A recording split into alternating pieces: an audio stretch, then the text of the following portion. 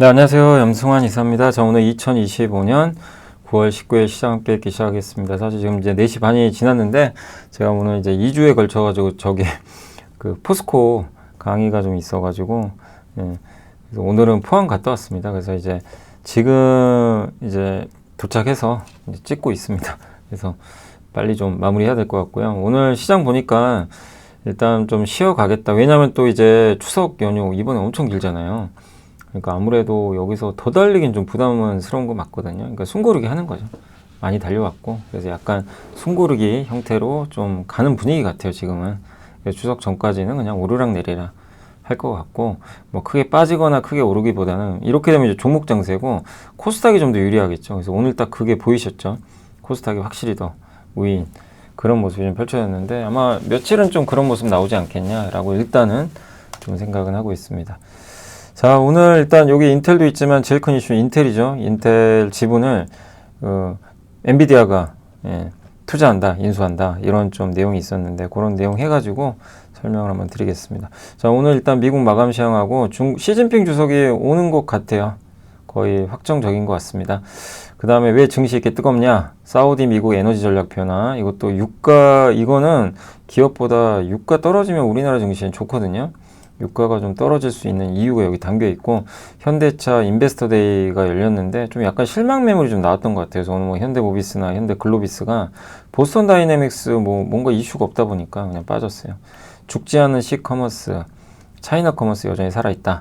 호텔 신라가 영업 정지했죠. 이게 나쁘게 평가를 안 하고 있고, 자, 그리고 이제 이번엔 소부장도 함께 간다. 반도체, 그리고 지주사 해상풍력이라 쓰고 해적 케이블이라 읽는다. 뭐 전선 관련된 내용이고, 현대글로비스, 서진시스템, 녹십자, 제일기획, LG디스플레이, 공시는 VM, 파도, 가비아, 호텔 신라까지 설명드리겠습니다. 오늘 일단 미국장은 다 올랐고요. 특히 반도체가 급등했는데 이유는 엔비디아랑 인텔 때문입니다. 금리도 조금 올랐고 달러도 올랐습니다. 엔비디아가 인텔에 50억 달러 투자하고 새로운 칩 만들기로 했다는 소식에 이제 나스닥 지수가 신고가를 경신을 했습니다. 그래서 엔비디아, 인텔의 빅들이 있었고, 자, 그리고 이제 미국에서는 이제 금리 인하 시작됐다. AI 열차가 전속력으로 달리고 있다라고 지금 또 언급을 해줬습니다. 그래서 이 노동시장은 무너지지 않고 냉각되고 있고, 네. 그래서 오늘 미국의 주인공은 사실 인텔이었고요. 인텔이 23%나 급등을 했죠. 네. 근데 그 이유는 뭐 이제 엔비디아가 일단 인텔과 협력하기로 했어요. 지분까지 투자하고. 지분 한 4% 정도 가져가는 것 같습니다. 그리고 FMC에서 금리 인하했지만 나스닥 지수는 전일은 차익 매물과 다소 매파적인 연준의장 발언에 좀 실망해서 빠졌지만 그냥 하루 지나고 다시 이제 올라가 버린 거죠. 금리에 민감한 중소형주들이 있는 러셀 2000은 급등했어요. 자, 이것이 금리 인하 사이클의 시작인가, 일회성 인하인가? 누가 봐도 금리 인하 사이클 시작이죠. 그래서 시장은 우호적으로 보고 있고, 웰스파고는 S&P 500 지수의 목표를 올렸고요. 근데 뭐 올린다고 가는 건 아니지만 내년 목표도 7,400에서 7,600까지 이렇게 보고 있는 것 같습니다. 트럼프는 리사쿠 연준이사에 해임시켰는데 아직 법원에서는 안 된다 이랬는데 다시 지금 대법원에 요청했어요. 해임해달라고. 그래서 강력하게 그걸 요청을 하고 있습니다. 이게 결국 연준 장악하겠다는 거예요. 연준 장악해서 금리 낮추면 주식시장에는 호재예요, 사실. 금리가 팍팍 떨어지니까. 그죠? 네, 그러니까 그걸 뭐 시장, 저런 불확실성이나 이렇게 생각할 필요는 없습니다. 자, 젠슨왕의 승부수는 인텔이다. 그래서 둘이 손잡고 다들 놀랬는데 사실 이게 새로운 게 아니고요. 1년 동안 서로 논의하고 있었다고 젠슨왕이 밝혔습니다. 그럼 굳이 왜 하냐? 엔비디아는 CPU 회사가 아니라 GPU. 그 다음에 인텔은 우리 PC에 들어가는 CPU라는 칩 있죠. 중앙 처리 장치. 그거를 세계 최강자끼리 이제 만나서 우리 서로 힘을 합쳐서 한번 만들어 보자. 그래서 노트북에 들어가는 이제 그런 새로운 칩, 데이터 센터에 들어가는 새로운 칩을 서로 결합해서 만들자. 시너지 효과 나지 않겠냐. 또 엔비디아 입장에서는 인텔 주가 좀 많이 빠져 있으니까, 인텔의 CPU 경쟁력은 뛰어나거든요, 여전히. 그래서 이 정도 가격이면 좀 합리적으로 또 생각을 했던 것 같아요. 그래서 인텔의 파운드리랑은 상관없어요. 인텔도 파운드리 하죠. TSMC, 삼성, 인텔 이렇게 하는데, 그래서 TSMC, 그러니까 이런 거죠. 엔비디아가 그럼 인텔한테 파운드리 맡기는 거 아니냐. 근데 그건 아니라고 합니다. 아직은 인텔의 파운드리 경쟁력은 좀 떨어지거든요. 그래서 오늘 발표한 건 서로 CPU 뭐 이런 거 맞춤형으로 만들어 보자. 그래서 만약에 인텔과 파운드리가 협력하면 엔비디아가 당연히 이제 협력을 하게 되면 TSMC는 부담이 되겠죠. 근데 아직 그 정도까지는 아닙니다. 그래서 대만에 근데 이게 될 수도 있다고도 보는 이제 의견도 있는 것 같아요. 근데 이제 대만의 IT 애널리스트 유명하죠. 고밍치는 이번에 파트너십을 이렇게 평가했습니다. PC 시장에서 엔비디아는 인텔의 높은 CPU 경쟁력이 필요했고 인텔은 GPU 경쟁력이 필요했다. 양사가 이걸 결합하면 PC 생태계에서 강력한 시너지를 낼 것 같다. 이런 내용이고 인텔은 또 유통 채널이 좋고 엔비디아는 AI, NV링크 통신용 이 서버 이제 서로 연결하는 거죠. 쿠다 소프트웨어 여기 강점 갖고 있기 때문에 협력을 통한 이런 장점들이 더 부각될 것 같다. 그리고 TSMC 우위는 뭐 저도 당연히 이 의견에 동의해요. 예. 뭐 엔비디아랑 인텔이 한다고 지금 당장 바뀔 건 아니죠.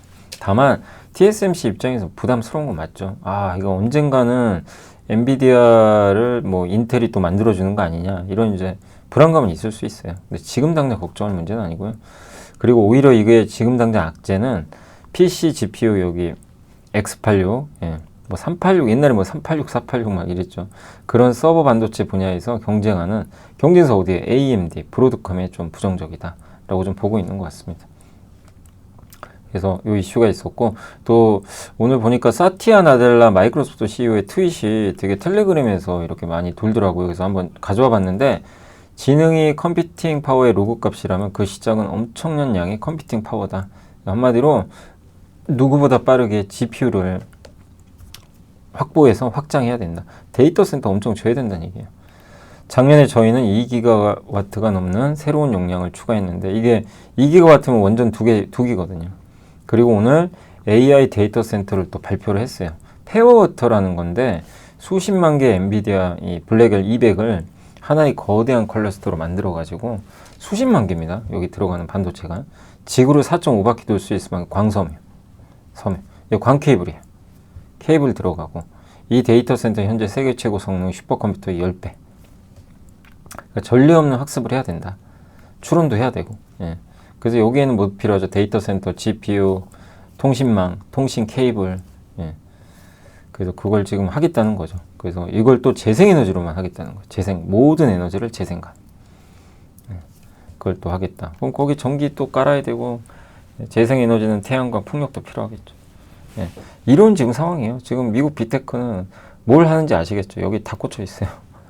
결국 우리가 여기서 알 수 있는 건 정말 데이터 센터, AI라는 거대한 산업을 우리 상상하는 것 이상으로 지금 투자들이 이루어져요. 우리는 감이 안 오지만 지금 그런 상황이다라고 생각해 주시면 되겠습니다. 자, 엔비디아 올랐고요. 인텔 올랐고 마이크론도 올랐어요. 목표 주가를 올렸고 어플라이드 머티리얼즈 오늘 인텍 플러스 아시죠? 인텔 하면 생각나는 기업이 좀 많이 물어보셨죠. 진짜 많이 빠져가지고 저 좀 걱정을 했는데 요새 아주 주가가 급등했는데 인텔이 살아나면 인텍 플러스, 코미코 이런 기업들이 수혜를 받겠죠. 뭐 HPSP. 예. 근데 반도체 장비한테 호재죠. 둘이 협력하는 건.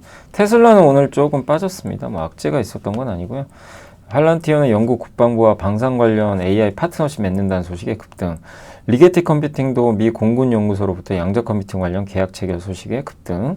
센트러스 에너지는 이제 원전주인데 미국과 영국이 이제 정상회담 통해서 원전 협력 급등 14%. 노보노디스크도 위고비가 이제 이런 뭐 심장마비나 이런 걸로 인한 사망 위험을 경쟁사보다 좀 감소시킨다. 이런 임상 결과가 나오면서 급등. 윈 리조트는 카지노 회사인데 여기가 글로벌 카지노 시장이 좀 현재 좋죠. 뭐 롯데관광개발 우리 주가만 봐도 알 수 있죠. 그래서 목표 주가를 올렸습니다. 그래서 한번 정리를 해드렸고 그 다음에 주요 이슈는 아까 그거예요. 그 시진핑 주석. 그래서 요거 이제 바로 보고서로 좀 넘어가 보도록 하겠습니다. 요거 이제 아까 KTX에서 다 그 시간에 좀 적었고 자 연준이 독립성을 잃었다는데 왜 증시가 뜨겁나 연준에 지금 개입하는 거 아시죠? 이번에 그 한마디로요 파월 의장 그냥 굴복한 거예요. 파월 의장이 뭐라 그랬죠? 내리기 싫어하더라고요. 딱 이게 그 발언을 보면 별로 내리고 싶지 않아요. 예, 굳이 지금 왜 내려야 되지? 예, 경기 그렇게 나쁜 것도 아닌데 예, 뭐라 그랬냐면 보험성이 나라 그랬어요. 보험성. 그러니까 안 해도 그만 해도 그만이에요. 사실. 근데 했다는 건 압력에 못 이긴 거죠. 그래서 독립성이 훼손됐다고 지금 시장은 보고 있고 근데 그게 나쁜 거냐? 그러지 않다는 겁니다. 훼손되는 시기도 많았어요. 옛날에. 우리는 신자유주의 시대에 살았기 때문에 연준이 독립한 이런 세상에 살았기 때문에 이게 좀 생소하지만 과거에도 이게 많았고, 대표적인 게 아베노믹스 때 아베가 돈 무제한 풀었죠. 일본 살리려고, 경기 살리려고. 근데 그때 돈 살포할 때 아베가 중심으로 했죠. 그래서 중앙은행 총재가 한 게 아니에요. 그죠? 예, 그래서 그때 일본의 중앙은행 총재가 고로다거든요. 그러니까 중앙은행이 독립성을 잇고 어떻게 보면 이제 정부에 적극 협력한 그런 사건 중에 하나인데, 그럼 중앙은행의 독립성이 이렇으니까 이를 최악으로 평가해야 되냐? 긍정적인 효과도 있긴 있었거든요. 어쨌든 주가도 많이 회복됐고. 그래서 이 프레임을 벗어나자는 겁니다. 뭐 이게 연준이 뭐 이게 트럼프가 잘했네 마냐 이게 아니고, 그럼 그게 그래서 증시에 무슨 영향을 줄 건데, 여러분은 어떤 생각이 드세요? 이게 어떤 영향을 줄까요? 주식시장에 버블을 만들 겁니다. 네. 왜? 지식이 복리로 쌓이는 투자 정보, 믿음 가는 투자 정보 파트너 투원투게더 오픈. 투원투게더란 LS증권에서 제공하는 서비스로 투자자들에게 다양한 정보를 빠르고 정확하게 전달하고 모든 투자자의 성공 투자를 함께 하기 위한 투자 정보 콘텐츠 서비스입니다. 투원투게더는 투원 HTS, 투원 MTS, 사용하는 매체 어디에서나 접속이 가능합니다. 투원투게더 어떤 콘텐츠를 제공할까요? 해외 이슈는 미국 시장 마감 시황, 해외 수급, 해외 증시 일정, 해외 뉴스 등 주식시장 흐름 파악을 위한 해외 시황과 이슈들을 알려드립니다. 시장 읽기는 주요 뉴스 요약, 뉴스 해설, 뉴스 연계 종목 등 주요 뉴스에 대한 빠른 요약과 관련 이슈에 대한 정보를 알려드립니다. 종목 톡톡은 수급 특징주에 대한 분석과 투자 아이디어, 실적 속보 등 종목에 대한 다양한 정보를 알려드립니다. 보고서장은 리서치센터에서 발행하는 보고서, 모닝미팅, 공시, 그리고 증권사별 종목에 대한 요약 정보를 알려드립니다. 주식 배우기는 함께 배우기, 투자 상식 등 투자자들이 알아야 할 전문 지식과 투자 칼럼 및 자료에 대한 정보를 알려드립니다. 투원투게더와 함께 성공 투자를 만들어 보세요.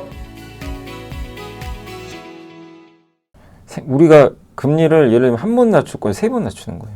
트럼프의 압력 때문에. 그럴 수 있다는 거죠. 네, 그래서 이건 증시에는 주식시장 자체에는 사실 좀 긍정적인 영향을 줄 수는 있습니다. 그리고 에너지 쪽은 뭐냐면 여기 사우디의 에너지 전략 변화인데, 한번 이제 간단히 말씀드리면 지금껏 원유에만 집중한 사우디가 이제 천연가스로 눈을 돌리고 있대요. 요 내용이에요. 그래서 가스 생산통의 내수에서 소비되는 원유를 원래 내수용으로 원유를 기반으로 발전소를 운영해서 거의 전기 나오죠. 그래서 이 내수에 전기로 보낸 건데, 이 원유 대신에 이제 가스 발전을 하겠다는 거예요. 그럼 이런 가스 발전 늘어나면 누가 수혜해요? GE 버너바, 예, LNG 가스터빈, 또 두산 에너빌리티도 덩달아 수혜입니다. 그것도 이 두산도 만드니까. 그래서 연결고리가 다 있는 거고, 그러면 남는 원유를 안 쓰면 어디다 할 거냐? 원유를 수출하겠다는 거예요. 원유 수출하면 국제 유가 어떻게 돼요? 공급이 느니까 빠지겠죠. 그래서 이게 진짜 큰 이슈예요. 그래서 국제 유가가 요것 때문에 빠질 가능성이 좀 있어요. 그 내용입니다. 그래서 그리고 가스 발전이 좀 싸요, 원유보다. 그러니까 사우디 입장에선 이게 좀 낫다는 거죠. 그리고 사우디는 비전 2030 달성하기 위해서는 절대적으로 천연가스가 필요하다고 합니다. 그래서 어쨌든 이제 원유는 많이 수출을 할 것 같고, 원유에만 이제 의존 안 하겠다는 거예요. 그래서 이번에 사우디가 증산에 참여했잖아요. 다들 놀랬잖아요. 왜 증산하지? 사우디가 맨날 증산 반대하던 국가인데. 그 미국도 이미 천연가스 시장 장악했죠. 그래서 앞으로 수출 많이 할 거예요. 그러면 수출을 많이 하면 천연가스 가격은 떨어지죠.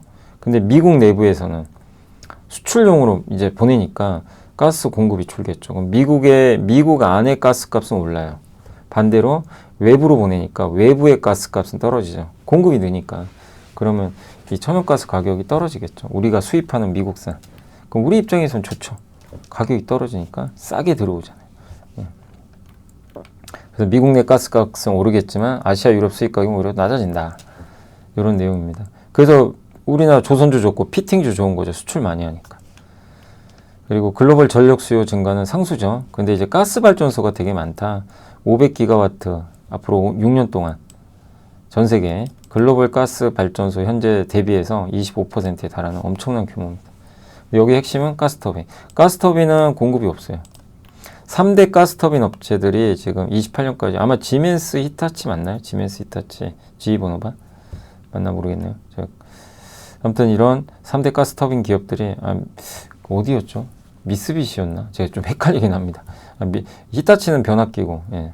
아무튼, 예. 한번 찾아보세요. 저 갑자기 좀, 그 GE 버너바랑 지멘스 맞는데, 하나가 히타치인가 미쓰비시인가 좀 헷갈리긴 합니다. 어쨌든 3대 가스터빈 기업들의 28년까지 수주 잔고는 이미 확보됐고, 지금 주문해도 3, 4년 걸려요. 그러면 여기서 당장 필요한 회사들은 어떻게 해요? 여기 말고 딴 데 찾아야죠. 그 중에 하나가 두산 에너빌리티죠. 에너빌리티도 어부지리로 이걸 얻을 수 있다는 거죠. 경쟁력이 있어요, 그리고. 예. 그래서 이제 저 에너빌리티도 수혜고, 그 다음에 우리나라 한전도 수혜예요. 한전이나 한국가스공사. 왜냐하면 미국에서 원유나 에너지, 이제 천연가스 도입을 하는데 이 가격이 다 떨어진다고 지금 보는 거잖아요. 그러면 연료비가 아낄 수 있죠. 근데 한전은 앞으로 전기 요금 올려야 돼요. 왜냐하면 돈이 많이 들어요. 전력만 깔아야 되기 때문에. 그래서 연료비 떨어지고 요금은 올리고 그럼 한전이 돈을 많이 벌겠죠. 네. 근데 요새 원전 이슈 때문에 좀 주가가 부진하지만 그래서 한전을 그렇게 좀 좋게 보고 있고 그 다음에 지역 난방공사도 역시 좋게 보고 있고 배당 수익률이 뭐 8.6%. SK가스도 LNG 발전하는 회사죠. 그리고 예, 울산 GPS, LPG랑 LNG를 이제 뭐 이렇게 한 번은 LNG, 한 번은 LPG 이렇게 이제 그 선택해서 쓰는 이제 발전소죠. 예, 그래서 이게 이제 본격적인 이익 창출하지 않겠냐라고 보고 있는 것 같습니다. 그래서 큰 이슈는 어쨌든 뭐 기업들도 있지만 결국 유가 떨어질 확률이 높다. 그러면 3저 중에 저금리는 여러분이 다 이해하실 거고 저유가도 완성이 되겠죠. 이제 마지막 남은 건 저환율. 3저 가능성이 더 높아지겠죠. 자동차는 CEO 인베스터 데이 열렸는데 일단 영업이익률은 하향 조정했어요. 그래서 원래 12.6조에서 14.6조인데 11조에서 13조 원. 그래도 1년에 10조 이상은 벌어요. 지금 시총 40조니까 여전히 쌉니다. 관세 20%, 25% 두들겨 맞아도 그냥 주가가 싸요. 예, 근데 답답하죠. 이게 아직 확정이 안 돼가지고 하이브리드 중심으로 하겠다. 생산은 더 늘리겠대요. 자율주행 관련해서는 중국 현지 업체랑 제휴하겠다. 그리고 투자 계획은 26년, 30년은 오히려 올렸습니다. 그리고 GM과 협업. 근데 현대 글로비스 활용해서 물류는 공용화하겠다. 이렇게 했습니다. 자사주 계획은 조금 아쉽다고 써 있고요.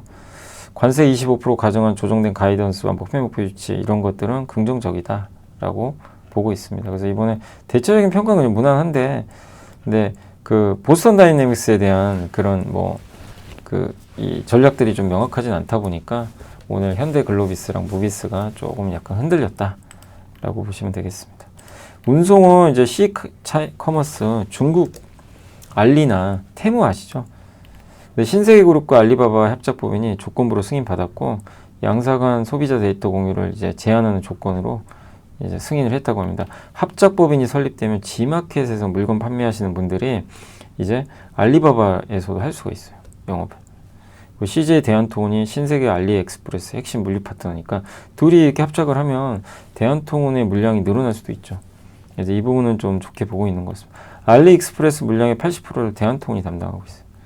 디미니미스 요거는 아주 작은 단위의 소액 제품은 면세를 해요. 관세가 없어요. 근데 이번에 미국이 무관세였는데 이거를 관세를 이제 부과합니다. 그러다 보니까 출혈 경쟁이 하지만 지금 테무가 가격을 인하를 해버렸어요. 9월에 최대 60% 할인.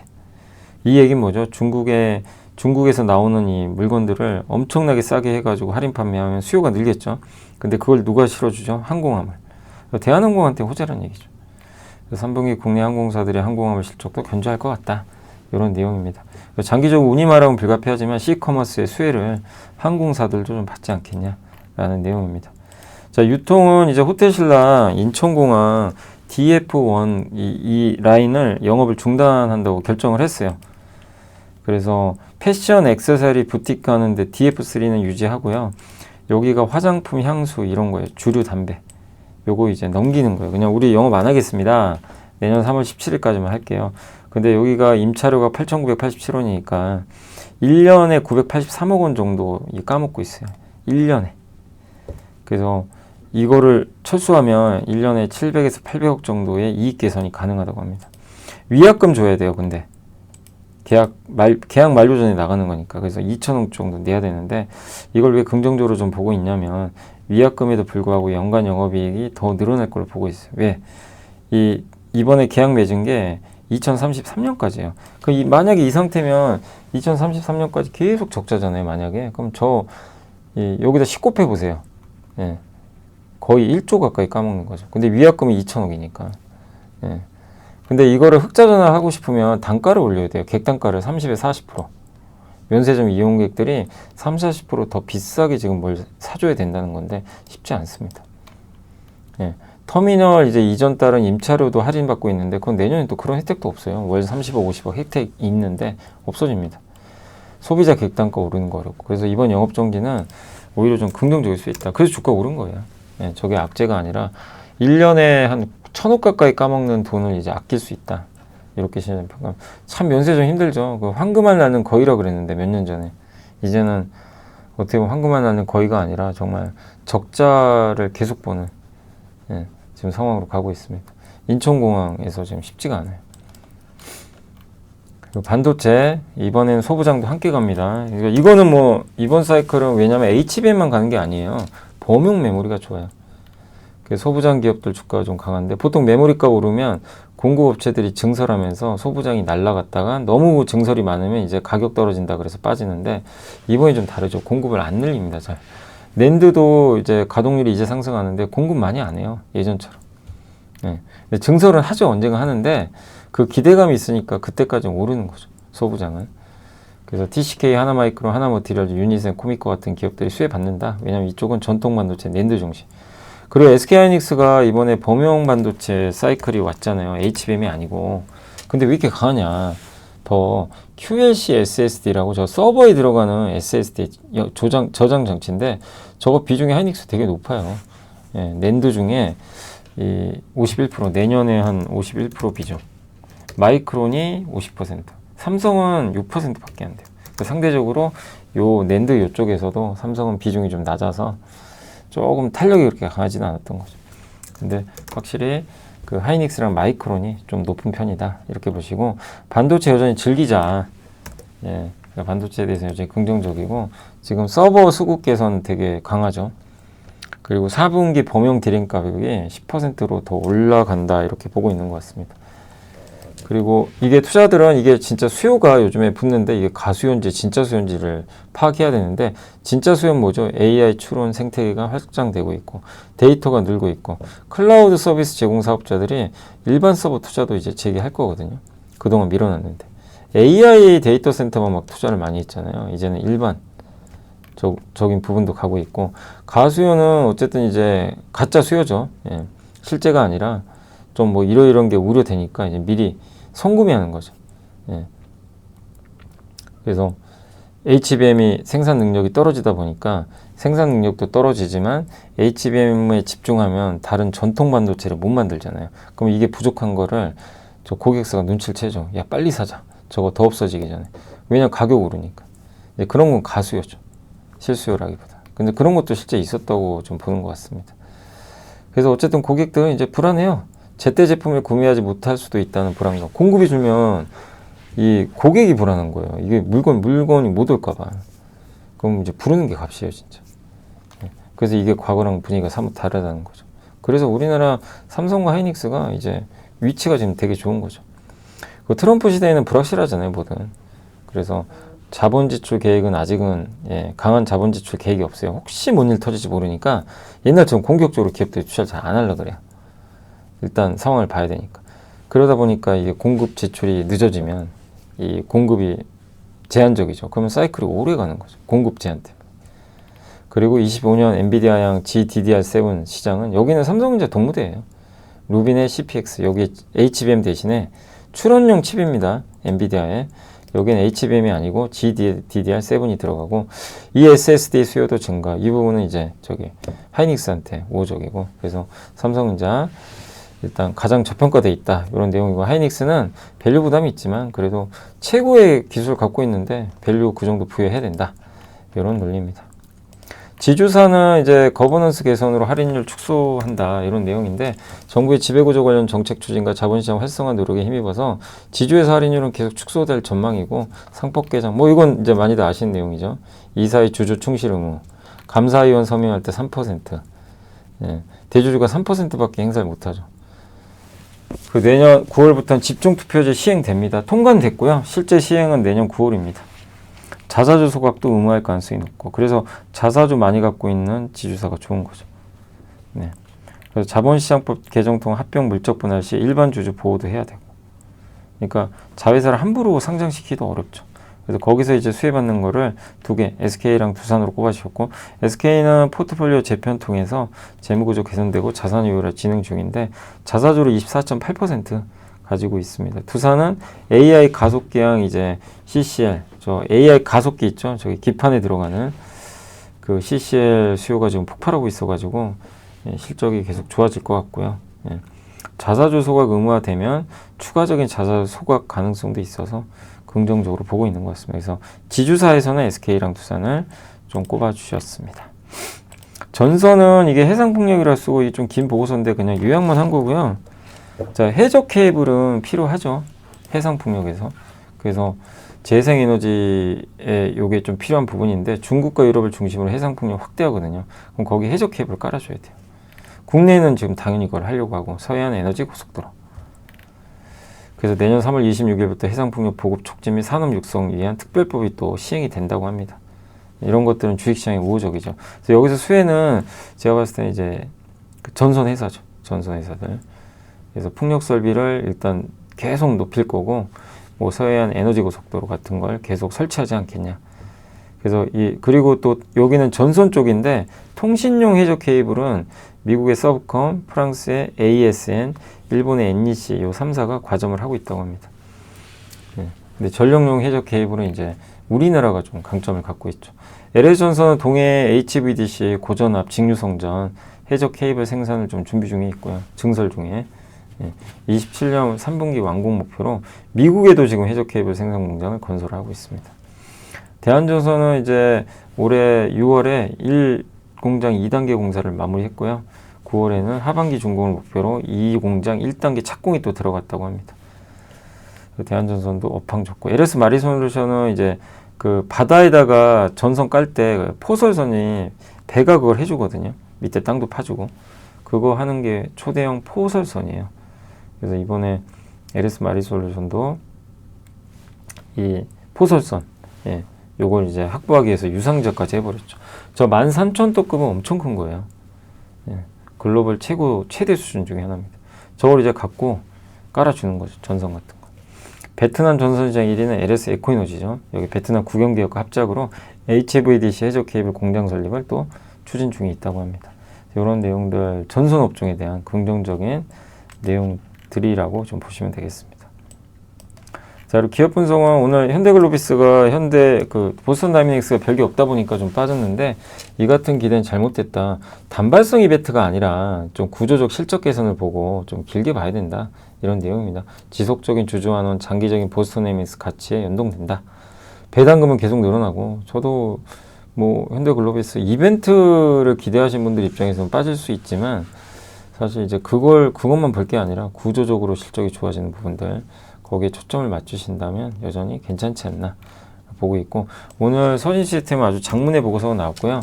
실적은 3분기까지는 좀 안 좋을 거래요. 그렇지만 이제 내년부터 본격 턴어라운드 하면 내년에 50%, 내후년에 35% 매출 성장 기대가 되고 공격적 실적 전망치의 근거는 국내 대형 배터리 고객사가 이제 좀 추가가 됐다고 합니다.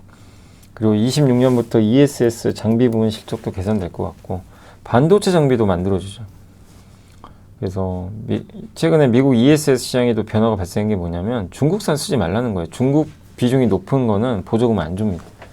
그래서 중국산 공급망 의존도가 높은 회사가 플루언스인데 얘가 이제 서진 시스템한테 발주를 안 주게 된 거죠. 이런 불확실성 때문에. 그래서 플루언스 이제 그러니까 제일 큰 고객사거든요. 이제 서진 입장에서. 근데 여기가 중국에 의존하기 때문에 그래서 플루언스도 이제 국내 쪽으로 아마 바꾸려고 할 것 같아요. 배터리 같은 거. 그런 작업들을 하겠죠. 그래서 여기 서진 시스템 실적 악화로 이어질 수 있는 거는 조금 위험 요인인데 오래 가는 건 아니고 일시적인 흐름으로 봐야 될 것 같습니다. 그리고 이런 위험보다는 국내를 왜 봐야 되냐면 저게 이제 플루언스가 이제 좀 당분간 저런 이유 때문에 발주를 안 줘 보이면 그럼 누군가 메꿔야 되잖아요. 그게 국내 배터리 기업이 될 수 있어요. 왜냐하면 그 삼성 SDI, SK온이 이 ESS 완제품을 좀 만들려고 하거든요. 예. 그래서 이런 것들을 이제 완제품 만들 때 그러니까 배터리는 삼성 SDI랑 SK온이 제공하고 그걸 가지고 ESS 시설을 만들어야 되죠. 그걸 해주는 게 서진 시스템이에요. 근데 우리나라 배터리 회사들이 그 사업을 하겠다는 거예요, 지금. 서진 시스템이 만들어주고 그걸 받아다가 뭐 판매할 수도 있고, 예. 어쨌든 활용할 수도 있고. 그래서 삼성 SDI, SK온이 이 사업을 지금 이제 하겠다라는 것 같고요. 예. SK온과도 좀 가능성이 있다고 합니다. 삼성 SDI라고는 이미 지금 최종 조립을 담당을 했었고 26년부터는 SK온도 ESS를 배터리를 놓으면 이제 서진 시스템 같은 기업들이 이제 그걸 어떻게 보면 생산해 주는 거죠. 그리고 미국과 중국의 규제 요건 추가는 배터리 자체 생산 역량을 보유한 국내 기업에는 여전히 좋다. 중국을 견제하는 거니까. 그래서 국내 배터리 기업들은 이제 내년부터 본격적으로 ESS 시장 진출을 시도합니다. 실제 전기차용 생산 라인을 이제 전환 이제 하면서 본격적으로 이제 ESS 시장을 녹화하는 거죠. 그러니까 배터리만 공급하는 게 아니라 그냥 아예 ESS 자체를 만들어 주겠다는 거죠. 그래서 서진한테 기회가 많죠. 서진은 그런 걸 만들어 주는 회사니까. 그리고 또 한 가지가 반도체 조립 사업도 있어요. 램 리서치 장비를 대신 만들어 줍니다. 이 부분도 좀 우호적이죠. 반도체 장비 시장 커지잖아요. 그리고 내재화율도 올라가죠. 내재화율이 올라가면 이런 부품을 자기 걸 주로 쓰게 되면 수익성이 올라가겠죠. 그래서 반도체 장비 매출은 64.9, 내년에는 65.9 이렇게 계속 늘어나고 영업이익도 내년에 1896억, 27년 3077억인데 이전 고점이 1087억이거든요. 24년. 이거를 훌쩍 뛰어넘을 걸로 보고 있고 요게 서진 시스템 만드는 뭐 각종 부품 장비들이에요. 정말 다양하죠. 그죠? 배터리래, ESS, 데이터 센터 선반, 변압기 컨테이너, 발전기 하우징. 예. 이런 것들을 만들어서 공급하는 회사입니다. 중국을 대체하는 제조업 기업 중에 하나죠. 녹십자는 핵심 품목이 좋대요. 여전히 면역결핍증 치료제 알리글로가 올해 1억 달러 매출 달성 가능성이 높다고 합니다. 그래서 순항하고 있으니까 잘 좀 들고 가시면 좋겠습니다. DB금융은 3분기 제일 계획이 좀 부진하지만 4분기 회복된다. 근데 무엇보다 제일 계획은 성장은 아직 약해요. 광고 시장이 좀 부진하다 보니까. 근데 분명한 건 배당 많이 주죠. 그래서 배당 매력으로 한번 보시면 좋겠고 LG 디스플레이가 정말 힘들었다가 이제 살아났죠. 시장 기대치 크게 상회하는 실적 낼 것 같고 그리고 고부가 제품 중심으로 이제 좀 바뀌고 있고 감가상각비가 많이 떨어지고 있어요. 그러니까 비용이 확 주는 거죠. 그래서 그 올해 하반기 POLED 사업부는 굉장히 좋은 성과를 내지 않겠냐 이렇게 보고 있습니다. 그리고 25년 영업이익은 이제 올해 흑자 전환, 내년에도 흑자를 유지하면서 1조 2,784억 원까지 증가할 걸로 전망을 하고 있습니다. 요게 감가상각비가 5.1조, 4.3조, 3. 갈수록 줄죠. 그럼 비용이 주니까 자동으로 한 2조 가까이 줄잖아요. 실적에 플러스 영향을 주는 거죠. 그리고 PBR은 0.68배밖에 안 되고 그러니까 최악은 지났다라는 인식을 좀 가지셔도 좋을 것 같습니다. 그래서 디스플레이 산업이 그동안은 이제 항상 할인을 받았는데 이제는 주가 좀 재평가 받자. 중국 리스크도 어떻게 보면 이제 중국 리스크가 좀 완화되는 부분도 있기 때문에 LG 디스플레이 요즘에 주가 좋은데 이걸 일시적으로 보지 말자는 그런 내용으로 해석하시면 좋겠습니다. 자, 벌써 5시 5분이네요. 예. 자, 공시는 일단 VM 아시죠? 식각 장비 하이닉스에만 거의 공급해요. 이번에 어디냐? 중국에 들어갑니다. 왜 미국이 미국산 장비 쓰지 말라 그랬죠? 중국에서. 근데 그걸 안 할 수가 있나요? 그래서 이번에 VM이 아마 중국에도 하이닉스에 공급을 하게 된 것 같습니다. 식각 장비예요. 이게 깎아내는 그런 장비라고 보시면 되겠습니다. 웨이퍼 위에 증착된 방망을 이런 식으로 이렇게 딱 이제 액체를 입혀가지고 깎아내는 거죠. 그래서 건식 식각은 뭐냐면은 이렇게 끝까지 닿아요. 균일하게. 습식은 한 번에 팍 버부으면 여기 약간 울퉁불퉁 해줄 수도 있죠. 그래서 주요 고객사 하이닉스고 작년 10월부터 올해 12월 이제 이번까지 12차례에 걸쳐 SK하이닉스의 식각장비, 제가 이제 요거는 검색을 해본 건데 식각장비 공급 계약을 1339억 원, 연간 매출이 702억이니까 연간 매출의 190%를 넘는 수준의 수주를 최근 11개월간에 그냥 집중 수주해버렸습니다. 현재 식각장비 시장은 주요 글로벌 기업들이 장악하고 있고 도쿄 일렉트론, 램리서치 이런 장비를 만들어주는 회사가 아까 서진 시스템 같은 기업들이 이제 만들어주는 거고요.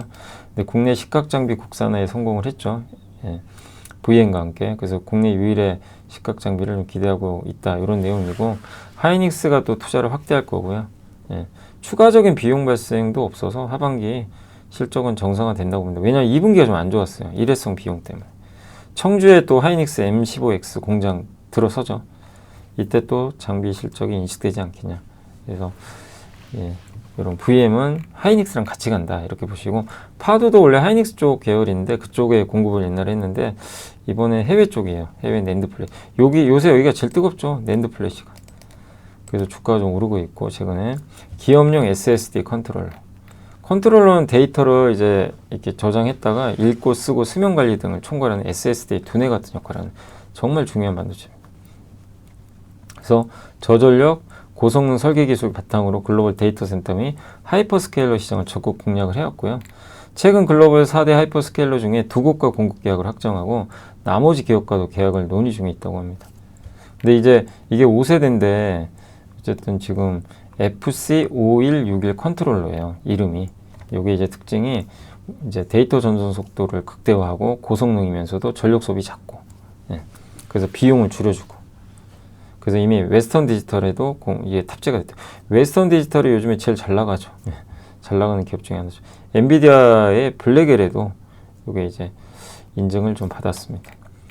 그래서 미래 AI 스토리지 시장 선도 위해서는 차세대 기술 PCIe 6.0, 6세대라고 그러죠. 요거를 이제 공개를 했다고 합니다. 이게 새로운 또 제품이 되겠죠. 현 세대보다 2배 이상 이렇게 읽고 쓰는 속도가 빨라졌다. 그래서 파도도 참 옛날에 힘들었죠. 힘든 좀 기업 중에 하나였는데 최근에 이제 수주 공시가 꾸준히 나오면서 좀 이제 최근 분위기는 좋아지는 것 같습니다. 가비아는 또 샀어요. 미리캐피탈에서 일반 투자 목적이에요. 그래서 경영권에 약간 이제 주주환원에 힘 쓰겠다는 거죠. 일반 투자는 이제 의사 표현을 좀 하는 거죠. 기업에 좀 간섭하는 거죠.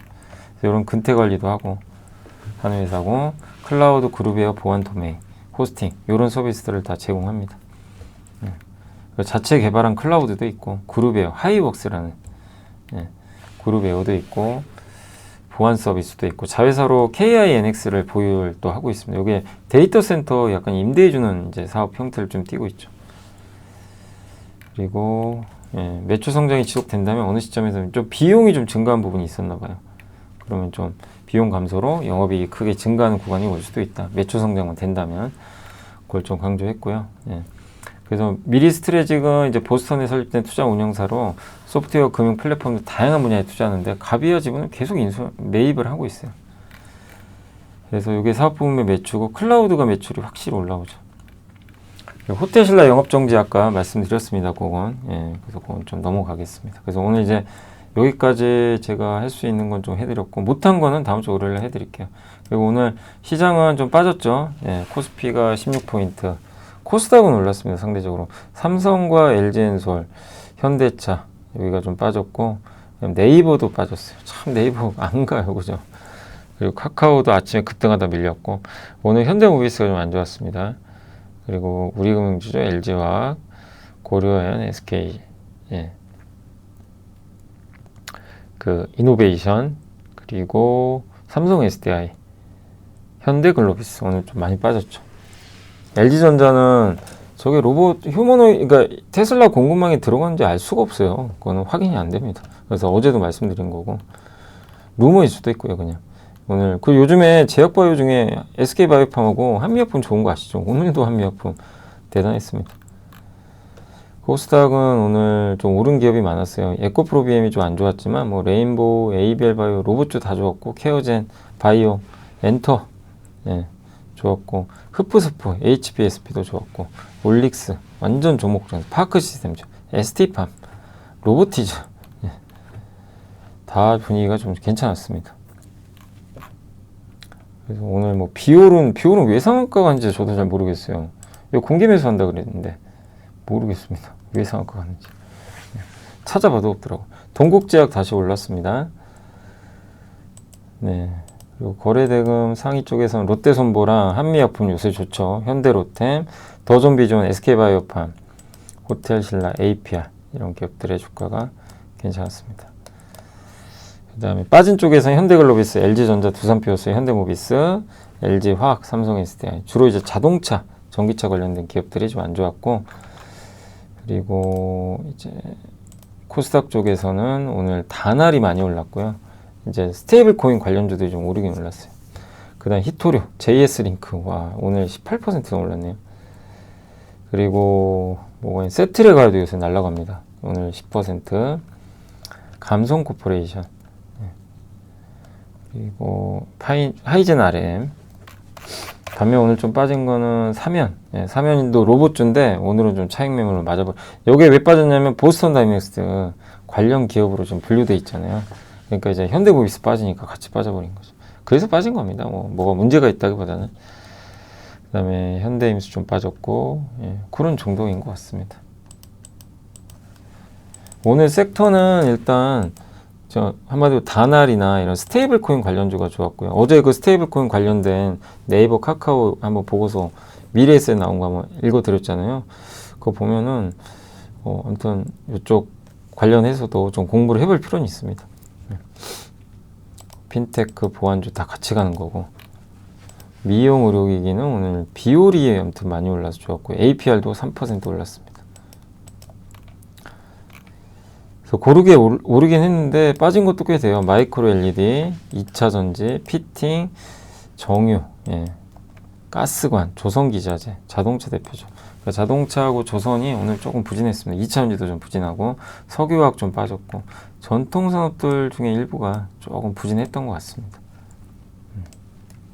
오늘 일단 이제 외국인들은 4,000억 팔았고요.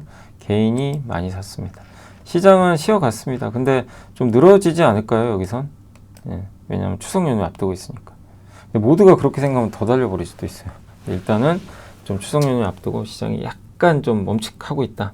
이런 정도로 보시고, 시장은 아직 끝나진 않았다라고 생각해 주시면 좋겠습니다. 자, 오늘 어쨌든 고생하셨고요. 제가 오늘 좀 할 수 있는 데까지는 최선을 다해서 한번 해봤고, 부족한 건 또 다음 주에 말씀드리겠습니다. 제가 아무튼 여기저기 제가 강의를 많이 다니면서 어제 저기 사실 거기 갔다 왔거든요. 그 김천에 갔다 왔는데 거기 아마 들으실 거거든요. 제 방송 매일 들으신다고 하시더라고요. 그래서 한 분이 갑자기 이제 김천 구미역 앞에 내리시더니 저를 딱 보시고 아는 체를 해주시더라고요. 그래서 저도 이제 반가웠는데 너무 고맙대요. 뭐가 고맙냐고 이제 물어봤더니 자기 수익이 많이 났대요. 근데 뭐 제가 한 게 있나요? 근데 뭐 사셨냐고 물어봤더니 조선주를 갖고 있대요. 작년에 조선주 투자하셔가지고, 조선주 투자했으면 당연히 좋을 수밖에 없죠, 지금. 그래서, 제대로 투자하셨구나. 그런 생각이 들었는데, 아무튼 뭐, 아직도 힘드신 분들도 계시죠. 많이 계시는데, 기운 내시고요. 기회는 또 많이 있고, 강세장은 아직 끝은 아니다. 이렇게 보고 있고, 단 좀 쉴 수는 있다, 단기적으로. 뭐 그런 정도지.